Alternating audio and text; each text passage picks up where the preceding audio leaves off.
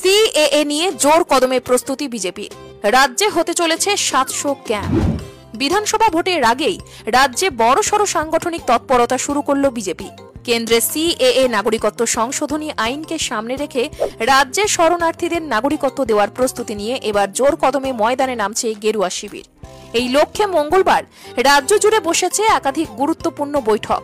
মূল উদ্দেশ্য সিএএ নিয়ে জনসংযোগ ও সহায়তার পরিকাঠামো গড়ে তোলা, যাতে সাধারণ মানুষ বিশেষ করে শরণার্থীরা সরাসরি নাগরিকত্ব পাওয়ার প্রক্রিয়ায় যুক্ত হতে পারেন। বিজেপি সূত্রের খবর, বাংলায় আগামী কয়েক সপ্তাহের মধ্যেই প্রায় 700টি সিএএ ক্যাম্প করার সিদ্ধান্ত নিয়েছে দল। প্রতিটি ক্যাম্পে সাধারণ মানুষকে সিএএ সংক্রান্ত তথ্য দেওয়া হবে। পাশাপাশি কারা এই আইনের আওতায় নাগরিকত্বের জন্য আবেদন করতে পারবেন সেই বিষয়েও বিস্তারিত নির্দেশনা দেওয়া হবে। এই ক্যাম্পগুলিতে আবেদনপত্র পূরণে সহায়তা, প্রয়োজনীয় নথিপত্র সংগ্রহ এবং কারিগরি সহযোগিতা দেওয়া হবে। ক্যাম্পগুলির সুষ্ঠু পরিচালনার জন্য জেলা ও ব্লক স্তরের নেতৃত্বকে বিশেষ দায়িত্ব দেওয়া হচ্ছে। এদিনের বৈঠকের মূল আলোচ্য বিষয় কি কি?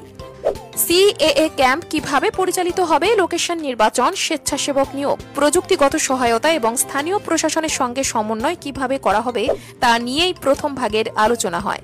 নাগরিকত্ব সার্টিফিকেট পেতে যেসব সমস্যা দেখা দিচ্ছে, যেমন নথিপত্র ঘাটতি, ফর্ম ফিলআপে অসুবিধা, আবেদন প্রক্রিয়ায় জট, সেগুলির সমাধানে কি পদক্ষেপ নেওয়া হবে তা নিয়েও আলোচনা হবে বলে খবর। রাজ্যে কেন্দ্রীয় প্রকল্পগুলির অগ্রগতি এবং সেগুলিকে জনমানুষে তুলে ধরার রণকৌশল নিয়েও বৈঠকে আলোচনা হবে বলে খবর।